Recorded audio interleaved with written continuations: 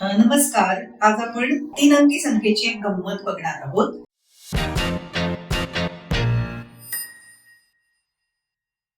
समजा 312 ही आपण संख्या घेतली आणि आपण पहिल्या आणि तिसऱ्या अंकाची अदलाबदल केली तर आपल्याला एक नवीन संख्या मिळेल 213.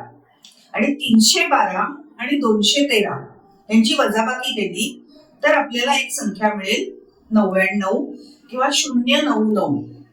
आता 099 याच्यामध्ये परत तसंच केलं तर आपल्याला 990 ही संख्या मिळेल.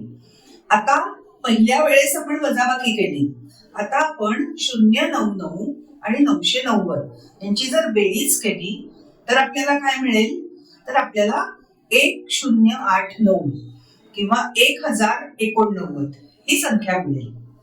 कुठल्याही 3 अंकी संख्येसाठी आपल्याला हेच उत्तर मिळतं.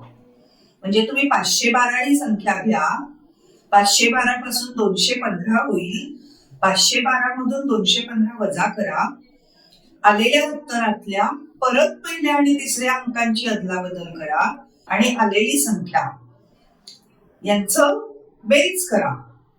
तुम्हाला कायम 1089 असंच उत्तर मिळेल. कुठल्याही 3 अंकी संख्येसाठी पहिल्यांदा अदलाबदल करून वजाबाकी करायची आणि मग परत अदलाबदल करून बेरीज करायची. कायम उत्तर 1089 मिळतं.